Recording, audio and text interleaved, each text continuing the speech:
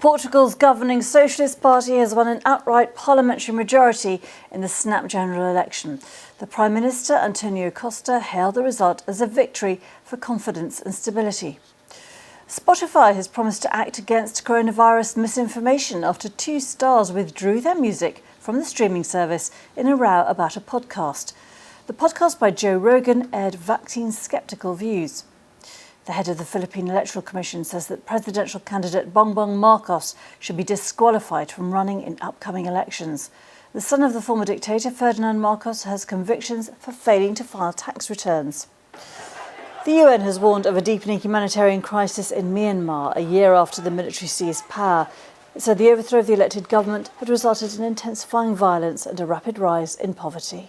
We start here in Japan, where the Defense Ministry says an air self-defense force F-15 fighter jet has dropped off the radar over the Sea of Japan. The jet disappeared Monday just after taking off from Komatsu Air Base in Ishikawa Prefecture. The Coast Guard has dispatched patrol boats to the area. The ministry reported debris believed to be from the missing aircraft were spotted off Ishikawa's coast. The aircraft went off the radar 5 kilometers west-northwest of the base at around 5:30 p.m. Officials say 2 crew members were on board. The jet was being used for training missions. It belongs to a unit specializing in research on combat technology and education. The unit operates only at the Komatsu base. The F-15 is the main fighter jet of the ASDF. About 200 are deployed at bases across Japan. They engage in scramble alerts and other missions. The British government is expected to postpone Prime Minister Boris Johnson's planned visit to Japan in February due to growing tensions over Ukraine. The Japanese and British governments had been arranging the visit and a summit with Prime Minister Kishida Fumio. But the British side has told Tokyo it wants to give priority to the situation in Ukraine and the country's response to matters related to the coronavirus. The visit would have been Johnson's first since he took office in 2019. February 1st marks 1 year since the military coup in Myanmar. Violence has escalated since the army overturned the country's democratically elected government. Many people have been plunged into poverty. The UN is renewing its call for countries to meet humanitarian needs. Scores of pro-democracy leaders, including Aung San Suu Kyi, remain in custody. Civilians are fighting for her release. The military has cracked down on protests, reportedly killing about 1,500 people and detaining nearly 12,000.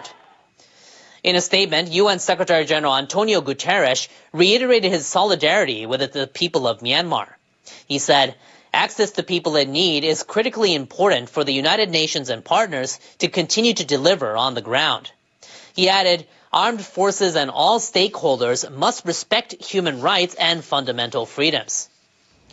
Myanmar's military continues to clash with pro-democracy forces and armed ethnic groups, mainly in rural areas. The unrest has forced some to evacuate.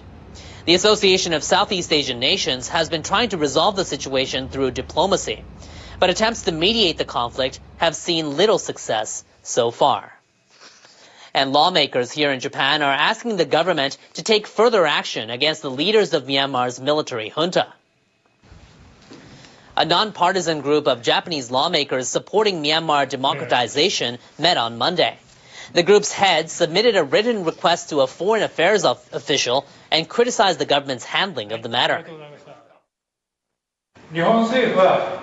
Japan's government says it has special diplomatic channels with Myanmar's military, but the connections have produced no notable outcomes. We urge the government to take more concrete measures and actions against the military. The lawmakers call for further diplomatic efforts to stop the use of force and violence against Myanmar's people, early approval of the pro-democracy National Unity Government, and starting official dialogue. They also want the government to temporarily suspend all aid that could benefit the military, such as official development assistance. North Korea has confirmed it test-fired a missile capable of traveling farther than anything it's launched in over 4 years. The ruling Workers' Party newspaper said the North launched a ballistic missile on Sunday from the country's northwest toward the sea. Rodon Shimbun said the test confirmed the accuracy, security, and effectiveness of the weapons system. It said the missile was fired at a steeper angle than usual to reach a higher altitude. South Korea's military recorded an altitude of about 2,000 kilometers. The Hwasong-12 missile has an estimated range of up to 5,000 kilometers, meaning it could reach the U.S. territory of Guam. A Japanese specialist on missile technology said the North may want to prove it can launch missiles from any place at any time by deploying them in actual warfare. North Korea wants the United States to turn around and wants it to negotiate, so it may launch a series of intermediate-range missiles in the future. And some Japanese officials say the North Korean threat is reaching a new level. The nation says it'll step up surveillance in response. North Korea mentioned the promotion of intercontinental ballistic missile-related projects at the Workers' Party convention in January 2021. In light of this, there is no change in the North's stance of continuing to pursue a longer range of ballistic missiles. Sunday's tests could be a prelude to a new round of long-range missile tests. Pyongyang has been hinting at a restart of its ICBM and nuclear tests. The North put them on hold before its first bilateral summit with Washington. Those talks have since stalled. But the United States appears eager to reopen communications. The Reuters news agency quoted a senior White House official as saying it's completely appropriate and completely correct to start having some serious discussions. The U.S. ambassador to the UN echoed that appeal. In an interview with ABC News, Linda Thomas Greenfield said Washington plans to consult with Japan and South Korea on ways to deal with issues related to the North.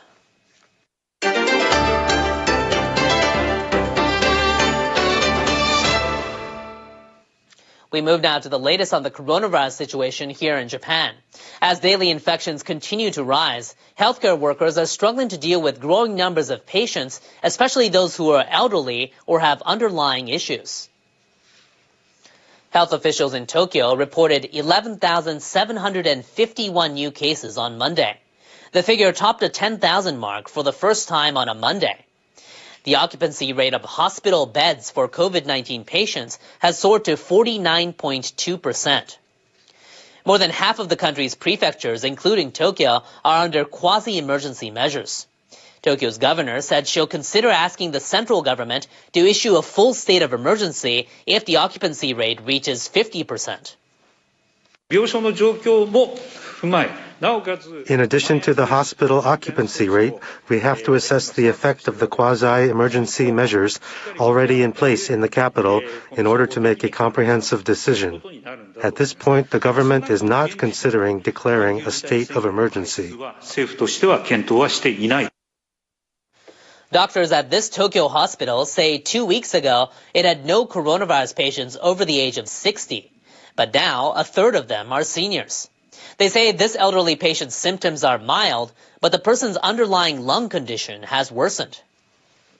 The symptoms of the Omicron variant are not so severe, but we have seen a growing number of patients' underlying conditions deteriorate. Sagara said he expects the bed occupancy rate to surpass 60% soon. To tackle the Omicron surge, the government is trying to expedite vaccinations. In addition to inoculation centers at municipalities, self-defense forces on Monday started a vaccine campaign for booster shots in the capital. As of Sunday, just over 4 million people had gotten a third jab. That's less than 30% of those eligible by the end of January. I was relieved I could get vaccinated early. I understand that I won't avoid infection with COVID just because I got vaccinated, but I can feel safer than before. The SDF is set to open a similar site in the western city of Osaka next Monday and will begin accepting reservations on Friday.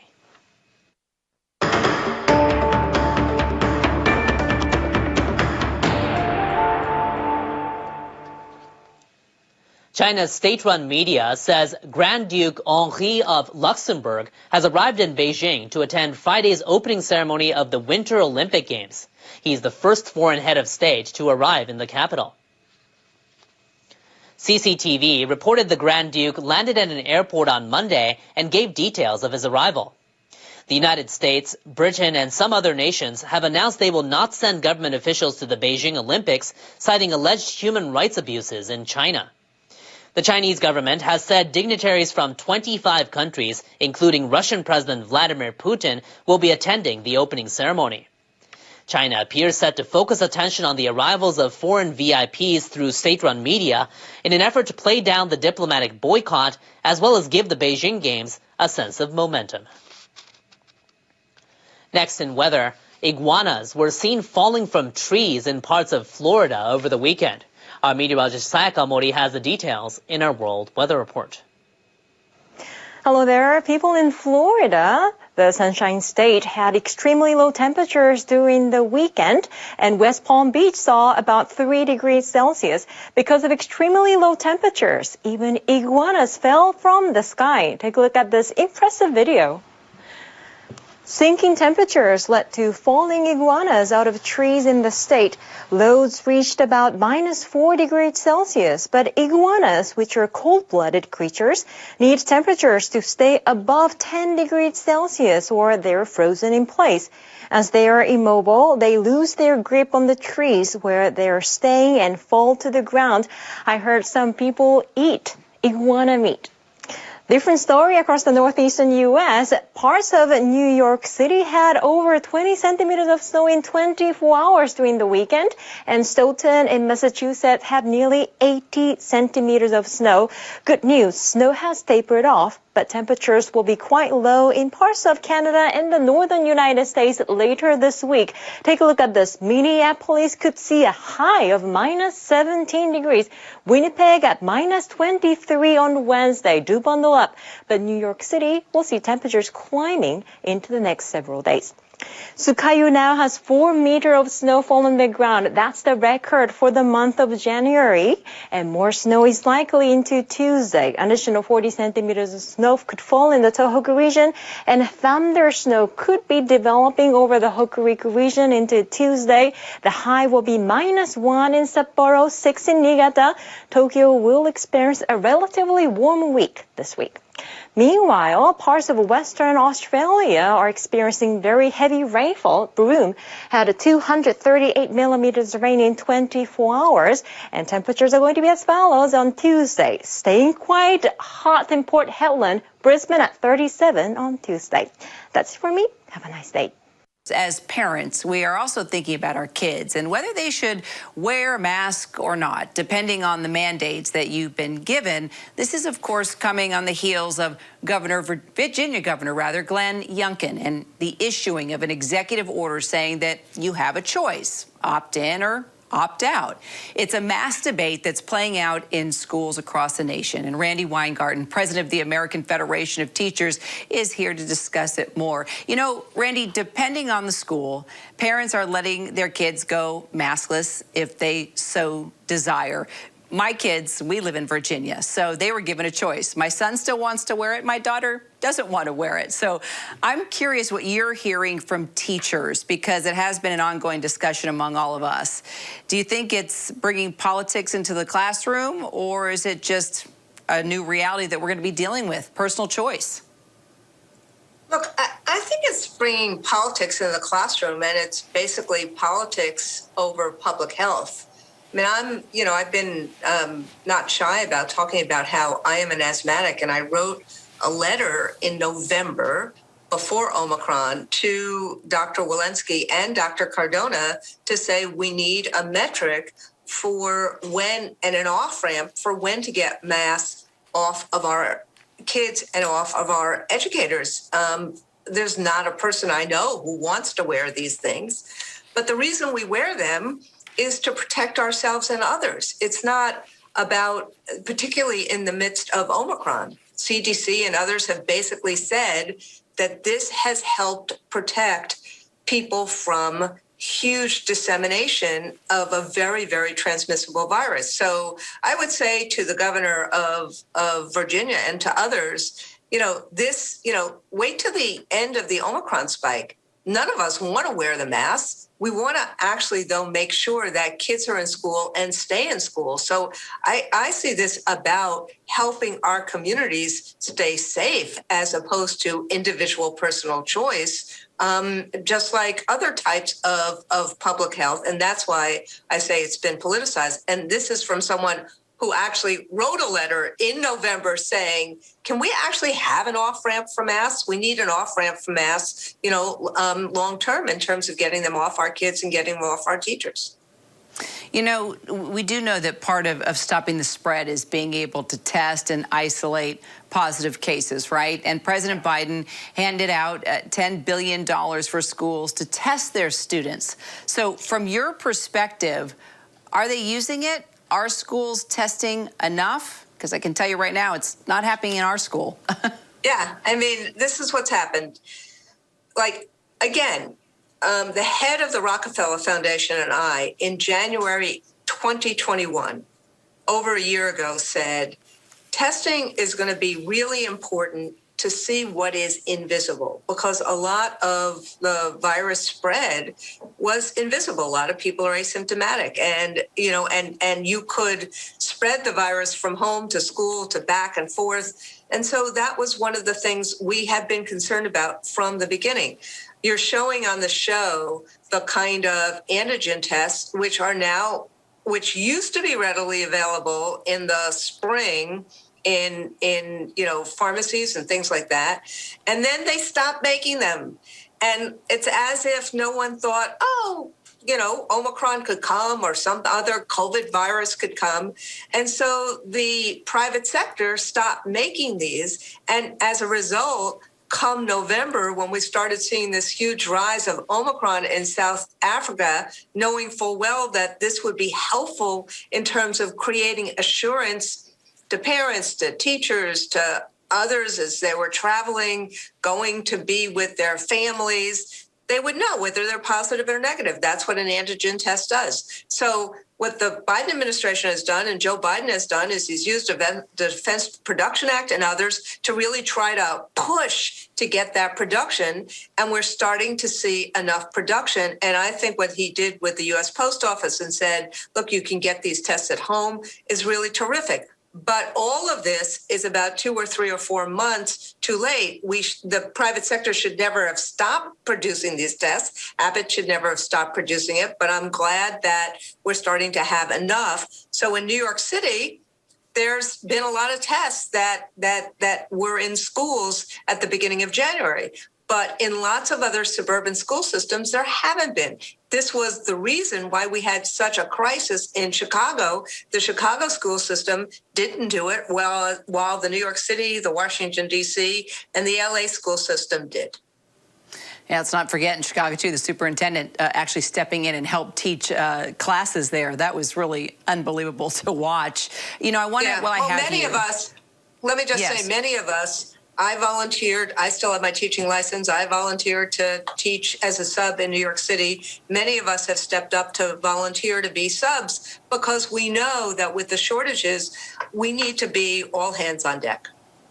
Well, I have to appreciate that, that you're taking the time to do that, especially with your vast experience. Before you go, Randy, I got to ask you about this new tool that the teachers union is betting on to help teachers and students weed out all this misinformation. Obviously, this could be helpful as we learn about COVID, but also current and historical events and things like climate change. Tell us about this new tool. Exactly. So, we're always looking for ways to help and to support. And so what this tool is it's called NewsGuard. And there are about 7,500 sites, journalistic sites, that it analyzes.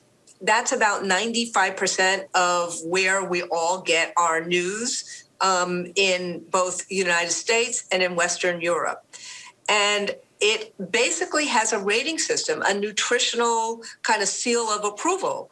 And if 60% or less of the information is accurate and factual, so if basically gets a failing grade, but if 60% or more is accurate and factual, then it gets a green. So if a news site gets a green, that means across 9 different criteria, a NewsGuard has found it to be accurate and factual. If it gets a red, then it is found to be, a real problem.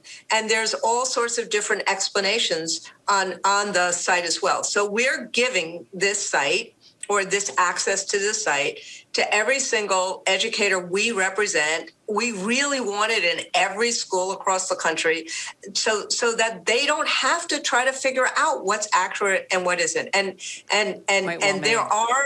there are several conservative sites who have said, why are they doing this? Look, Breitbart gets a green icon. That's a pretty conservative site, but there's a whole bunch of them that do not. So if this will improve their work, everybody's work, to be more factual, that's going to be helpful to our kids, our journalists, and to the country. Randi Weingarten, always good to talk to you. Appreciate you, Randi. Thank you. We're keeping an eye on all the major developments, including the big number that we have for you today, which is 86.9 million. What is that? That's the number of Americans who have now had their COVID-19 booster shots, with health officials urging another 85 million plus who are eligible to get their booster shots to go ahead and get it to help protect them and stop the spread of this. Dr. Ashton, 2 years in, and it's funny, we continue to learn, but something, you don't have to study. We know everybody around us is fatigued by this pandemic. Intellectually fatigued, psychologically fatigued, and now a new survey and poll done by the Kaiser Family Foundation really putting some numbers to that. In terms of the frustration, 75% of American adults are tired and frustrated with this pandemic. I'm surprised it's not 100%. 77% of American adults feel that it's inevitable that everyone will eventually get COVID-19. And then when you look at some political lines, both Republicans and Democrats, there is decreased confidence in the CDC and in Dr. Fauci. Still 65%, which is not bad, but it used to be 71% in April of last year. And there is growing frustration that, among other things, there still is not yet a national testing strategy. So a lot of room left for improvement, even though, yes, we are 2 years in. Well, again, you talk about that lack of confidence and that frustration. A lot of that has to do with we talk about it so much here, the messaging sometimes frustrates messaging people. And communication in a public health crisis needs to be on point. There is no margin for error. All right, Dr. Ashton, thank you.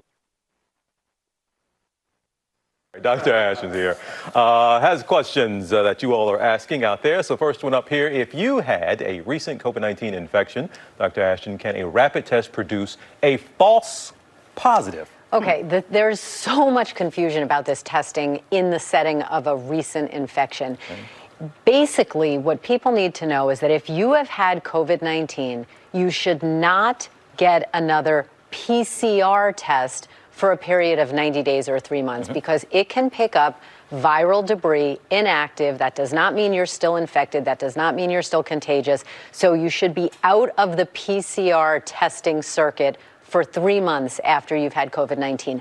Rapid antigen tests, different story. They are really being used now to see if someone has an active infection and if they've recently had COVID-19, if they are still infectious or contagious. We heard the CDC giving guidance on that. That's why they're saying if you can get a rapid test after 5 full days of isolation and it's negative, you can leave your home continuing to wear masks around others. If it's still positive, you need to stay another 5 full days. So there can always be false positives and false negatives, but in general, that's how those tests are being used right now. It's good to always repeat that and continue to drive that point home. We know there's still questions out there, Dr. Ashton. Yeah. Thank you. Keep your questions coming to Dr. Ashton on her Instagram at Dr. J. Ashton. The U.S. Environmental Protection Agency has announced new efforts to combat air and water pollution disproportionately affecting communities of color. Now, this comes 2 months after EPA Administrator Michael Regan toured some of these communities along the Gulf Coast and says what he saw, and I quote, was unacceptable in the United States of America. And let's bring back to the program now EPA Administrator Michael Regan. Good to see you. Give us an idea as we go about our day today on this Monday. Give us an idea. You might not have, I don't need an exact answer, but put in some kind of context. How many people this day are going to be waking up, drinking water, or breathing air that both do not meet the standards that the EPA says are okay for any American to be intaking? You know, TJ, there are hundreds of thousands all across the country, which is why the president, for one, has pledged to eradicate all lead pipes. Listen, we know there is no acceptable level of lead exposure, especially for our children. Yet there are hundreds of thousands of children all across this country that potentially are exposed to drinking lead water each and every day. I was just in Wisconsin last week with the vice president, looking at opportunities to infuse these bipartisan infrastructure resources into replacing lead pipes. There's lead pipes that need to be replaced, but there are also water quality conditions, air quality conditions all across the country that we have to do a better job at the federal, state, and local levels, especially to protect our most vulnerable communities. We know that people today are taking in levels, Cancer Alley, I think it's called, right? Cancer Alley, particular area here in the country where there are these increased levels of cancer, the numbers for people, we know they're taking in these toxic amounts. What now, today, besides fining them? Can you shut anybody down? You know, TJ, that's exactly right. You know, and I can say on the Journey to Justice tour, we discovered that since then, that there were a few facilities that were exceeding their emissions level. And TJ, we hit them with fines. We hit them with violations. And we are framing it such that if they don't meet our standards, TJ, they will have to shut down until they meet our standards. And here's the reality. The control technologies to reduce the pollution exist, and it's cost effective. And these companies can do it. So I'm looking forward, now that people's hands are caught in the cookie jar, I'm looking forward to working directly with these companies through regulations and policies, but also appealing to them to say, how can we partner together to protect our children? The CEO of Dinka, I wrote him a letter and said, in addition to the fence line monitoring or the monitoring on site, considering you have an elementary school and homes hundreds of feet away, what else can you be doing to ensure that you are a good neighbor to the people in your community?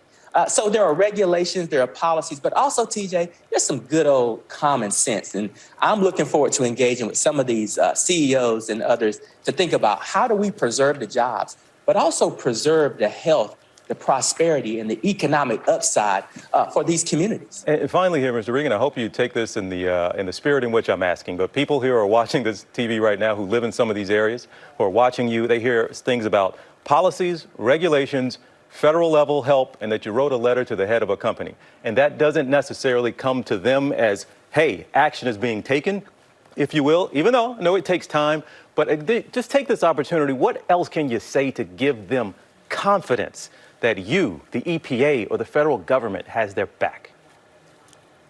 You know, TJ, we absolutely have their back. Every single one of the communities that we visited in November, we have been in contact with them since that Journey to Justice tour. There was a gentleman, Mr. Taylor, who spoke very, very strongly about the needs of his community. I was just in contact myself with Mr. Taylor last week. You know, we know that we didn't get into these situations overnight, and we're not going to get out overnight, but we can clearly articulate to the communities every single thing that we're doing. And so the enhanced monitoring, you know, the levying of the fines and framing the situation so that these companies know that this administration will pause their actions and will shut them down if they don't follow the law. These are things that we're communicating directly to the community. Mr. Regan, we always appreciate having you here, and we're absolutely going to call on you down the road. Hope you continue to keep us updated, all right? Absolutely. Absolutely. SMBC 三井住友カードビジネスオーナーズゴールドで経営事業をサポート。 We're going to turn now to a story that really threw a lot of us off last night, and a lot of you woke up to this morning, this tragic and stunning event. And what we're talking about here is the apparent suicide of former Miss USA Cheslie Kryst. She had so much in the eyes of a lot of people who watched her on television, from the pageant to her work on Extra. It seemed like she had so much going on. We're going to have a conversation with Dr. Ashton, and also joined by our friend, psychiatrist Dr. Janet Taylor, for a conversation about suicide in a moment. But up first here, ABC's Lindsay Davis. North Carolina.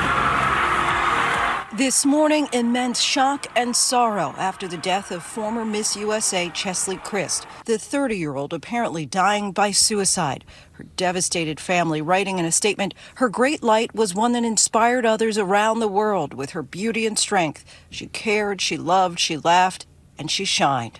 Just hours before her death, this photo was posted to Kryst's Instagram with the caption, "May this day bring you rest and peace." Kryst, a highly accomplished attorney with a master's in business from Wake Forest University, represented North Carolina in the Miss USA pageant, crowned the top title in 2019. Mine is the first generation to have that forward-looking mindset that has inclusivity, diversity, and strength and empowered women. She appeared on GMA to celebrate a historic win for Black women in the top 4 pageants that year. I think there are times where I am disappointed because people will sometimes comment on our social media and they'll say, "Why are we talking about your race? Like, you guys are just 4 amazing women." I'm like, but there was a time when we literally could not win. She then competed in the Miss Universe competition, placing in the top 10, and went on to be a correspondent on Extra, the entertainment show, issuing a statement saying, "Our hearts are broken. Cheslie was not just a vital part of our show, she was a beloved part of our Extra family and touched the entire staff.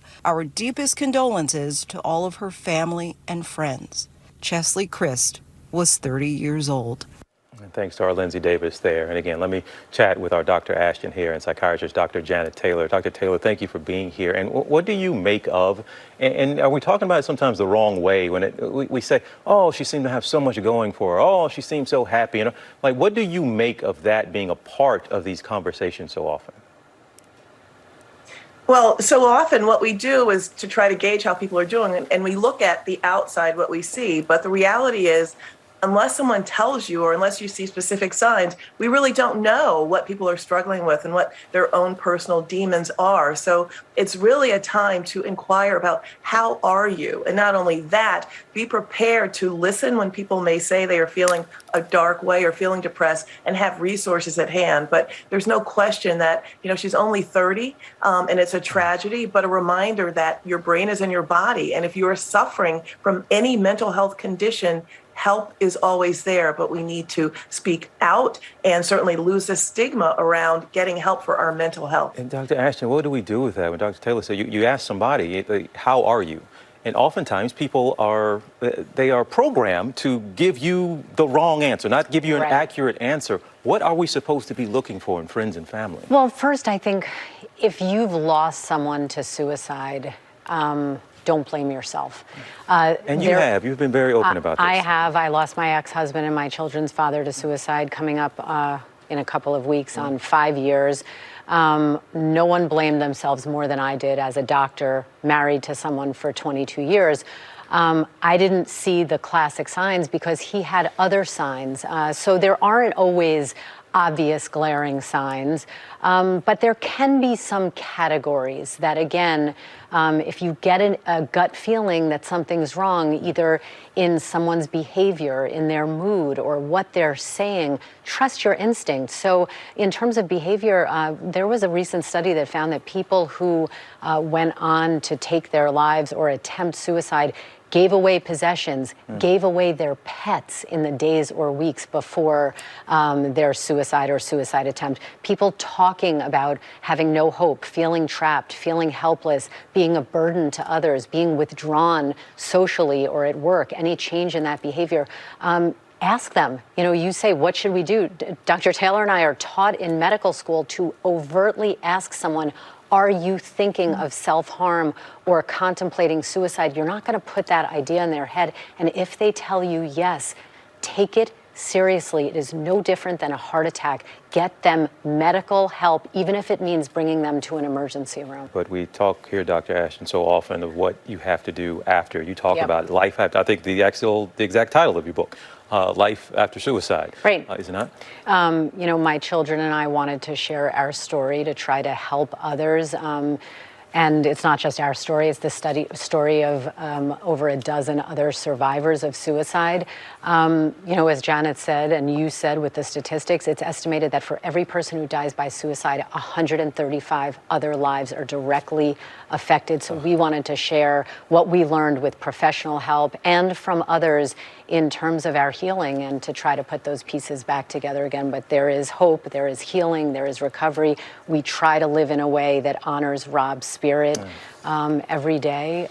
But this is something that we all need to get on board and fight it together. All right, and folks, we want you to know if you are struggling with thoughts of suicide, or worried about a friend or a loved one, there is help available. You can call the National Suicide Prevention Lifeline at 1-800-273-8255. Again, that's 273-8255. Or you can text TALK to 741-741 for free confidential emotional support 24 hours a day, 7 days a week. Dr. Taylor, thank you so much, as always, for being here and being a friend of our show on these important topics. Dr. Ashton, always appreciate you being very honest and open about your life and about what happened to you all. Thank you so much.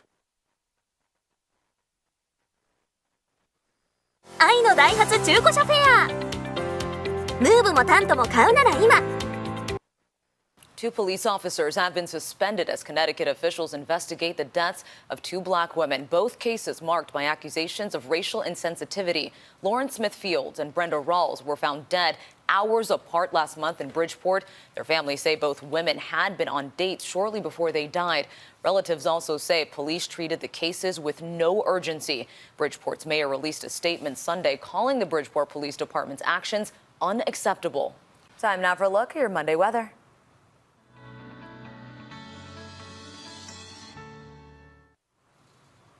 Boston's Logan Airport will see sunny skies today. The snow removal equipment was working overtime Sunday, clearing nearly 2 feet of snow. Meanwhile, 16 inches of snow partially collapsed this indoor athletic facility in Toms River, New Jersey. Fortunately, no one was hurt.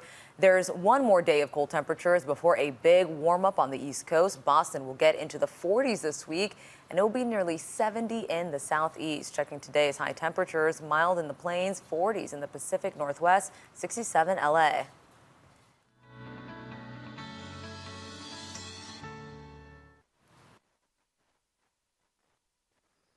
愛のダイハツ中古車フェア。ムーブもタントも買うなら今。Breaking overnight, there's word of a plea agreement ahead of next month's hate crimes trial in the shooting death of Ahmaud Arbery. The deal with federal prosecutors is said to involve Travis McMichael and his father, Greg, but not their neighbor, William Bryan.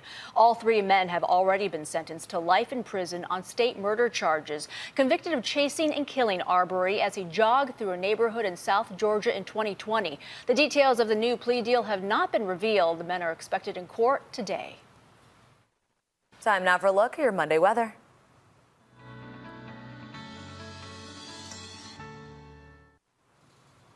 Boston's Logan Airport will see sunny skies today. The snow removal equipment was working overtime Sunday, clearing nearly 2 feet of snow. Meanwhile, 16 inches of snow partially collapsed this indoor athletic facility in Toms River, New Jersey. Fortunately, no one was hurt. There's one more day of cold temperatures before a big warm-up on the East Coast. Boston will get into the 40s this week, and it will be nearly 70 in the southeast. Checking today's high temperatures, mild in the plains, 40s in the Pacific Northwest, 67 LA.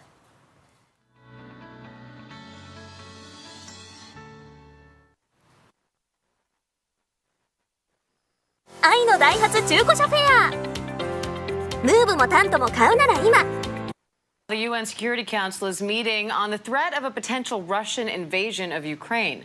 U.S. Ambassador Linda Thomas-Greenfield says Russia intends to use the 100,000 troops currently on Ukraine's border, but that there is still a chance to find a diplomatic way out. The United States, along with our European allies and partners and other nations around the globe concerned by Russia's threat to Ukraine, have continued to do everything we can to resolve this crisis peacefully. In all of these talks, our messages have been clear and consistent. We seek the path of peace. We seek the path of dialogue. We do not want confrontation, but we will be decisive, swift and united should Russia further invade Ukraine.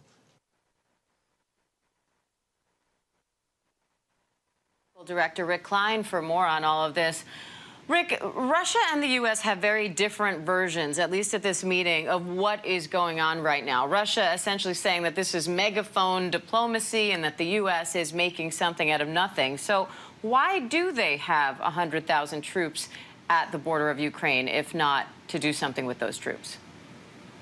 Well, that is the big question that you heard the U.S. ambassador to the UN try to highlight, to say, look, this is we're talking about combat troops. We're talking about the numbers we haven't seen in decades in Europe. You don't do this unless you're planning some kind of offensive invasion. It's not like Ukraine's about to invade Russia. Now, Russia can say, rightfully, they've got the right to do whatever they want to do on their soil, but the U.S. can monitor all of this and say it's hard to discern any kind of motivation other than a possible preparation around an invasion. Now, maybe it's all a big bluff. Maybe this is Putin trying to get attention. Maybe his intention is to put the foot off the gas at the end of this, but the provocative language from both sides would suggest otherwise. And I think the way that the White House has handled this in trying to put as much information forward as possible, make as clear as possible our expectation that an invasion could happen as soon as next month, all of it adds in the same direction. And you haven't had anything on the part of the Russians for them to be able to say there's no way, no how this happens. It would fit in with what else Putin has said about his ambitions, the rightful territory in his view of what Russia should control, and his past action. All of it adds in the same direction, which is why that case is being brought today to the United Nations. So what kind of an outcome can we expect from all of this? Is the U.S. going to get what they want ultimately, or what happens with Russia's veto power in all of this? Well, that's just it. Russia can veto anything that the Security Council wants to do. Therefore, there is no chance, no realistic scenario of anything substantial emerging from this. And in fact, the U.S. really isn't pursuing that. This is about highlighting diplomacy. This is about showing the world community and the Russians and its allies how united major powers are across the globe. There's nothing that is going to come out of the Security Council other than the pathway of future diplomacy that might strengthen the U.S. hand because of the allies that we're working with. The full expectation is that anything substantial put forward would be vetoed by the Russians. And that's why I think you haven't even heard a lot of specificity put forward by the UN ambassador or President Biden, for that matter, in terms of what the United Nations can do. We all know that Russia holds that veto, and it's almost certainly would use it in any kind of scenario of concrete action. All right, our political director, Rick Klein. Rick, thank you.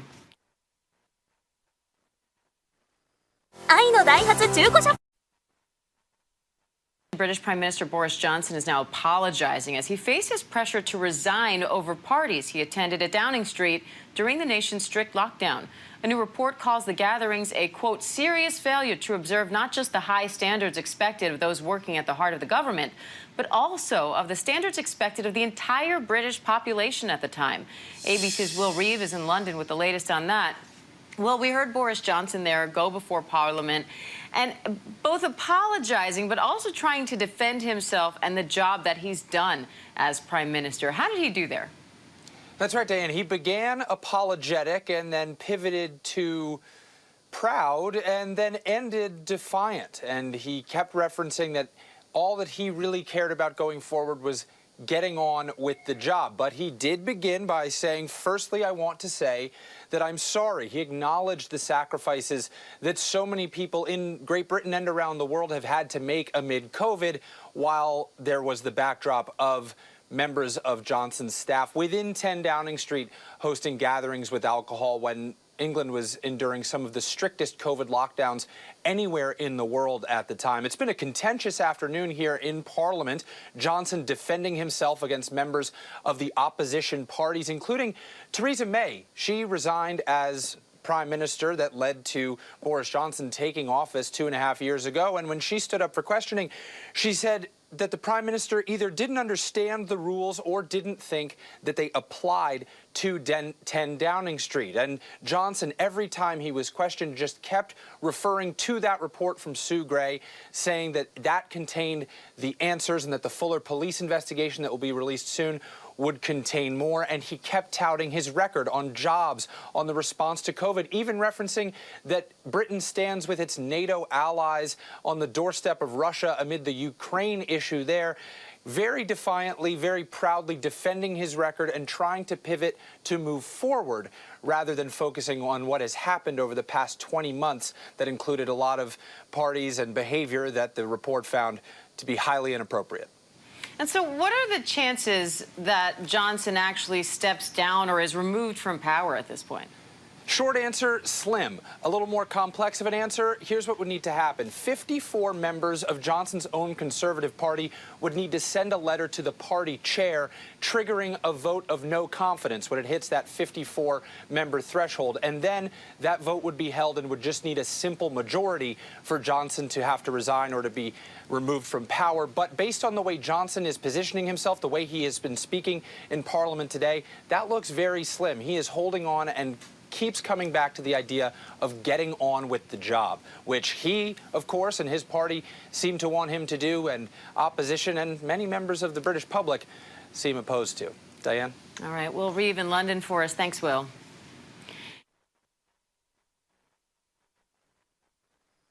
愛のダイハツ中古車フェア。ムーブもタントも買うなら今。Joe Rogan is responding after a number of artists, including Neil Young and Joni Mitchell, pulled their music from Spotify. The artists say they're protesting the platform due to Rogan's Spotify podcast, saying he's spreading COVID misinformation. Chris Connolly has that story. Joe Rogan defending his embattled Spotify podcast, trying to respond to the firestorm that has seen rocker Neil Young. There is no reason for you to hide. And a growing number of musical allies pulling their recordings from the site in a battle over the star podcaster and his alleged spreading of COVID vaccine and treatment misinformation on the Joe Rogan Experience, including promoting the drug ivermectin, despite FDA warnings that it's not been shown to help with COVID-19 and may be dangerous. Rogan seeking to take issue with the misinformation label, despite the unsubstantiated statements made by some of his guests. I do not know if they're right. I don't know, because I'm not a doctor, I'm not a scientist. I'm just a person who sits down and talks to people and has conversations with them. Do I get things wrong? Absolutely, I get things wrong, but I try to correct them. Whenever I get something wrong. Gonna sing an old song. It began with the 76-year-old Young.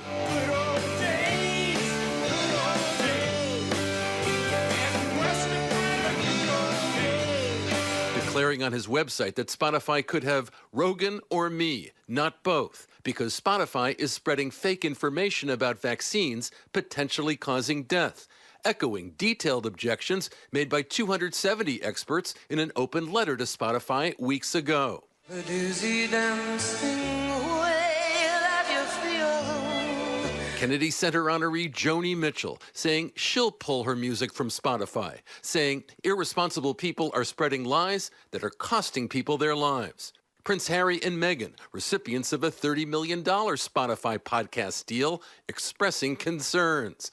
But you and I know what this world can. Guitarist Nils Lofgren of Bruce Springsteen's E Street Band, pulling some 27 years' worth of his solo work off the site. I think specifically, a lot of times on Joe's show, they encourage the wrong thing, and it's disingenuous and dangerous at times. And we felt like we had no choice but to stand with Neil. I've been a miner for a heart of gold.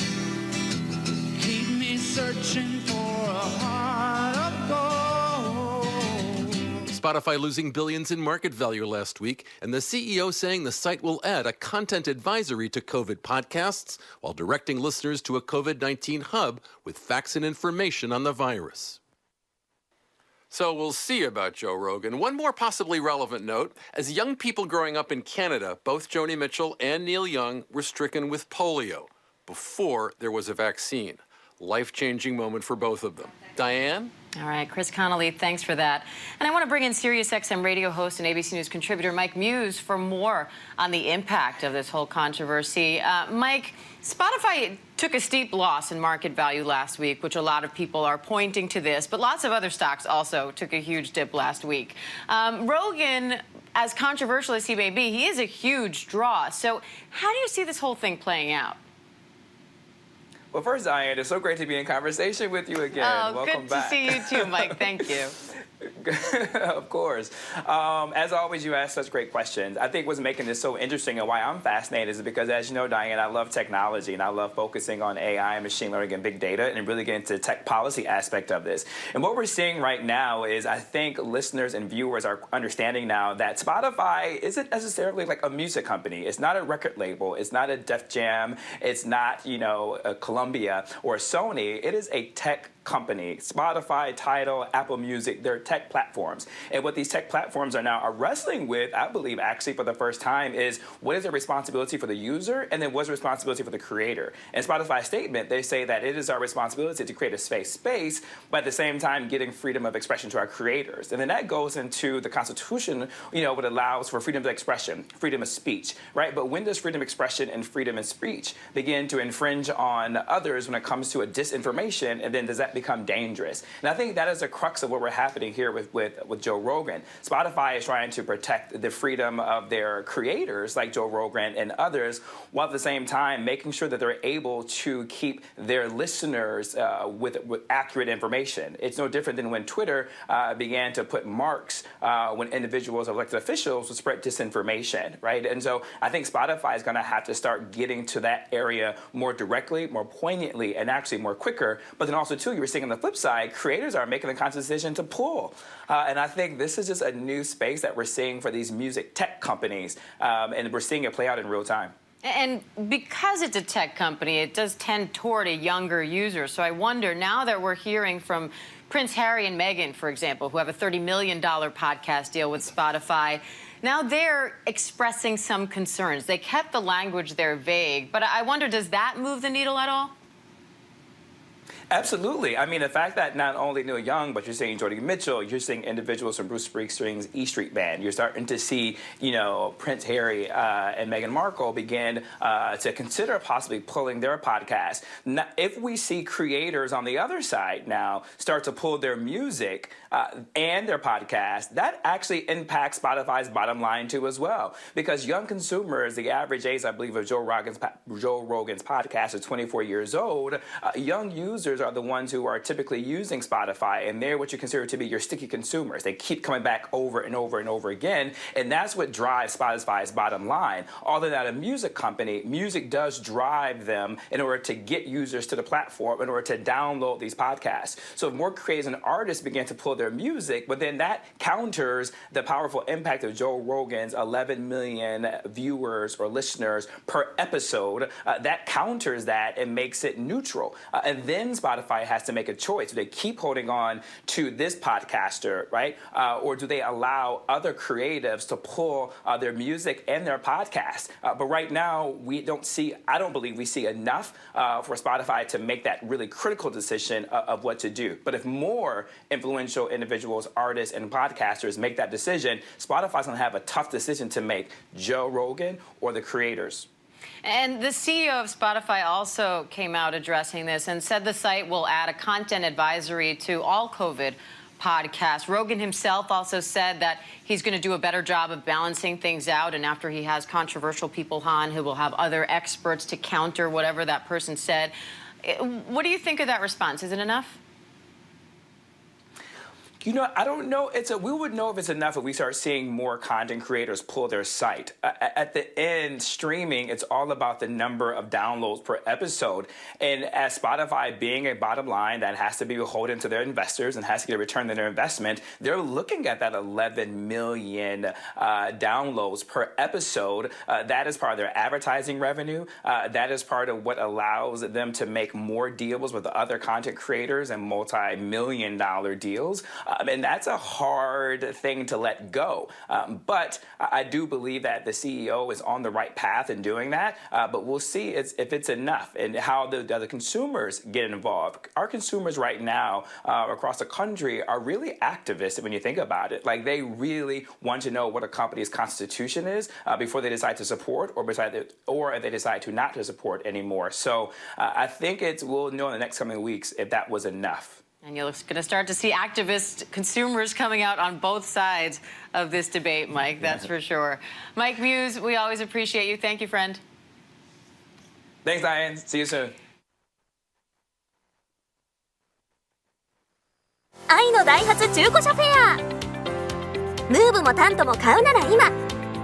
Well, Shirley, Mayor Adams working to make the treatment as accessible as possible, especially to those who are most vulnerable throughout our community. Now, the number of cases in the city, again, dropping dramatically in the past few weeks. And now the city is offering free antiviral medication for those at risk, and the city delivering the medication to the homes of those that need it. The city already providing vaccines for free at home to those who request them. Taken together, all of these tools help us defang the virus, keeping our loved ones out of the hospital and saving lives. Oral antiviral pills like Paxlovid and Molnupiravir, taken for 5 days, help stop the virus from reproducing, which reduces the amount of virus in the body and prevents symptoms from getting worse. New COVID isolation rules for New York public city schools, they go into effect today. The Department of Education reducing that isolation period for all staff and students in kindergarten and older to just 5 days. That is down from 10 days. And the isolation period remains 10 days for kids younger than 5 years old. And everyone, you have to be fever-free for at least 24 hours before you can return to the classroom. Live this morning here on the Upper West Side, I'm Candace McCowan, Channel 7 Eyewitness News. Beijing is reporting some of its highest COVID cases in over a year as the opening ceremony of the 2022 Winter Olympics is just days away. New outbreaks are also being reported among the athletes, which could threaten some events. Maggie Rulli is there for us in Beijing with the latest. This morning, Beijing reporting its biggest spike in COVID cases in 18 months. 71 active cases in the country's capital. It's barely a fraction of the city's 21 million people, but it's enough to trigger an extreme response from China. Cracking down on the strict Olympic bubble. The Olympics Committee reporting 37 people tested positive on arrival yesterday, including 12 athletes or team officials, bringing the total number to 248. Everything with these Olympics all taking place in a strict closed loop. Organizers working to keep the 11,000 visitors separate from the rest of Beijing, including our ABC News crew. This is the first thing we see entering Beijing right when we get off the aircraft. Just dozens of people in hazmat suits. Even the baggage handlers are protected. The second we're off the plane, we're in the bubble. Guys, this is it. Months in the planning. How are we feeling? Nervous. Tired? Lots of lines, multiple document checks. Just got another QR code. And more COVID tests. It's a rigorous and efficient system. We're in and out in about an hour. We're on the bus on the way to the hotel now, getting our first glimpse of Beijing out the bus windows. The highway has special lanes for Olympic vehicles. Our hotel guarded 24/7 by guards. Once we're here, you can see they're actually physically boarded up. A few hours after my test, the hotel calls to say it's negative. This means that while we're still in the Olympic bubble, at least I can leave my hotel room and get to see a little bit of the city. Look, there's even the bird's nest. And Maggie Rulli joins me live now from the bubble in Beijing. Maggie, I understand they were just practicing for the opening ceremonies?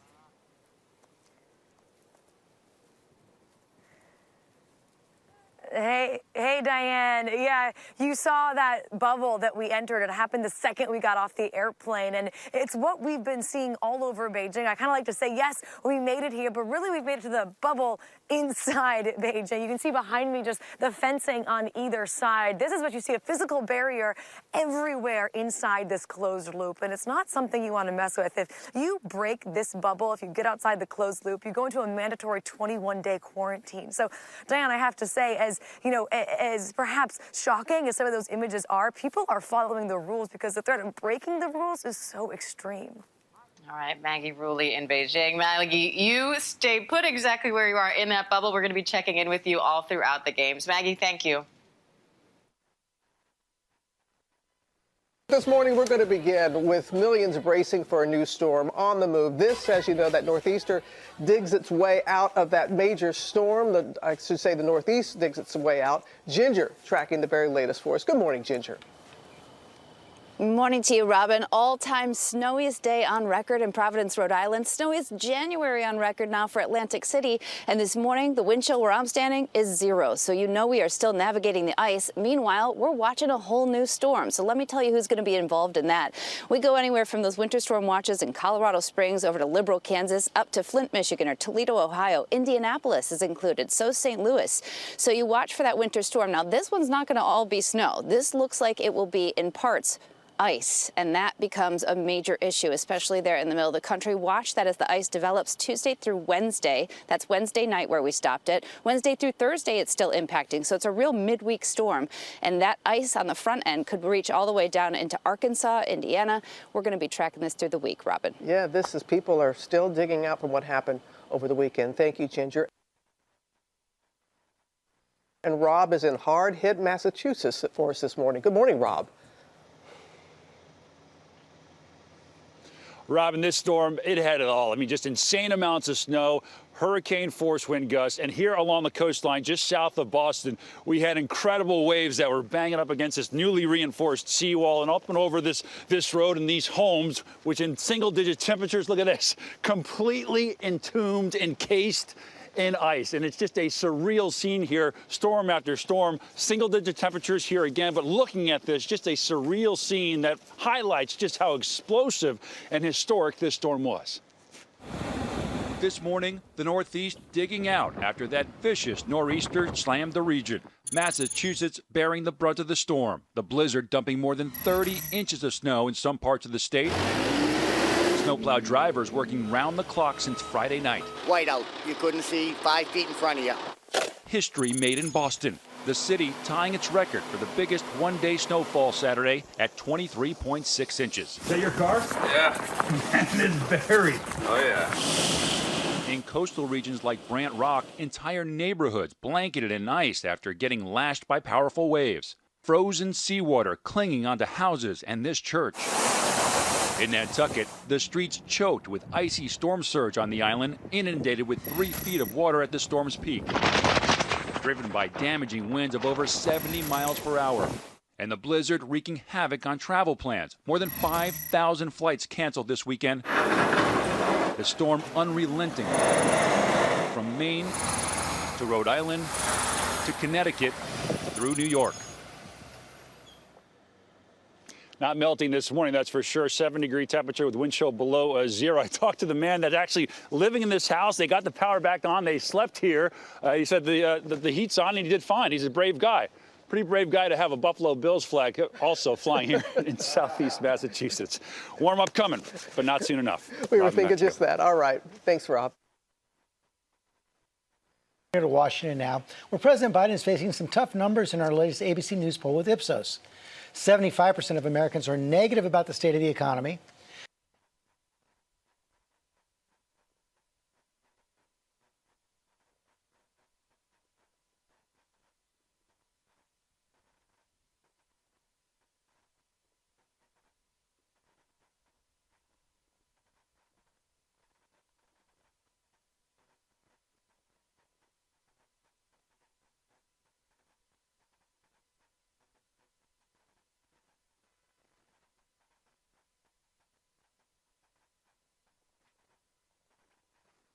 And Rob is in hard-hit Massachusetts for us this morning. Good morning, Rob.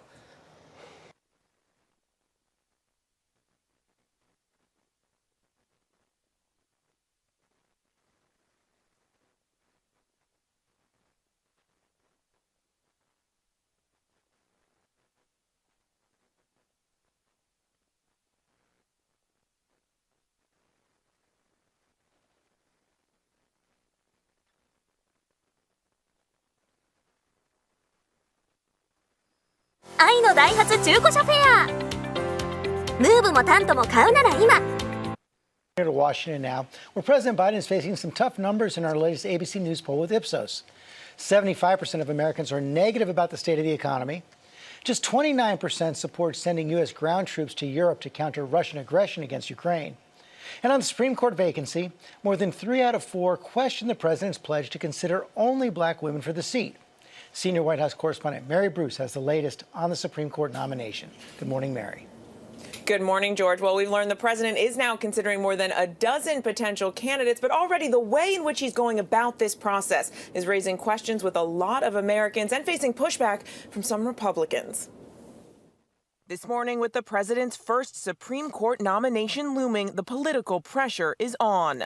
Biden has promised to name the first black woman to the court, but that latest polling shows more than 3/4 of Americans want the president to consider all possible nominees. Key Republican Senator Susan Collins says she would welcome a black woman on the court, but is critical of Biden's approach. The way that the president has handled this nomination has been clumsy at best.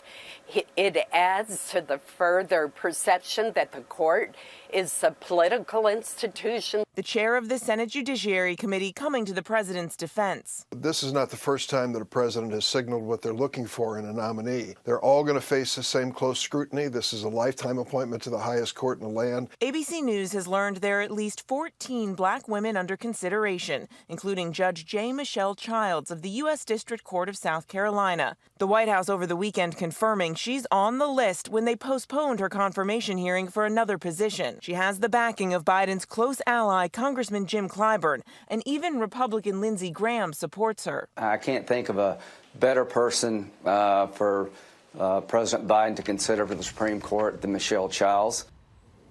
Now, we do expect this process to move fairly quickly. The president has said he'll be holding in-person interviews with potential nominees here at the White House and that he will announce his decision before the end of next month. Now, lawmakers are back up on the Hill today. The chairman says he's ready to move on this as soon as the president announces his decision. Here to Washington now, where President Biden is facing some tough numbers in our latest ABC News poll with Ipsos. 75% of Americans are negative about the state of the economy. Just 29% support sending U.S. ground troops to Europe to counter Russian aggression against Ukraine. And on the Supreme Court vacancy, more than 3 out of 4 question the president's pledge to consider only black women for the seat. Senior White House correspondent Mary Bruce has the latest on the Supreme Court nomination. Good morning, Mary. Good morning, George. Well, we've learned the president is now considering more than a dozen potential candidates, but already the way in which he's going about this process is raising questions with a lot of Americans and facing pushback from some Republicans. This morning, with the president's first Supreme Court nomination looming, the political pressure is on. Biden has promised to name the first black woman to the court, but that latest polling shows more than 3/4 of Americans want the president to consider all possible nominees. Key Republican Senator Susan Collins says she would welcome a black woman on the court, but is critical of Biden's approach. The way that the president has handled this nomination has been clumsy at best. It adds to the further perception that the court is a political institution. The chair of the Senate Judiciary Committee coming to the president's defense. This is not the first time that a president has signaled what they're looking for in a nominee. They're all going to face the same close scrutiny. This is a lifetime appointment to the highest court in the land. ABC News has learned there are at least 14 black women under consideration, including Judge J. Michelle Childs of the U.S. District Court of South Carolina. The White House over the weekend confirming she's on the list when they postponed her confirmation hearing for another position. She has the backing of Biden's close ally, Congressman Jim Clyburn, and even Republican Lindsey Graham supports her. I can't think of a better person for President Biden to consider for the Supreme Court than Michelle Childs.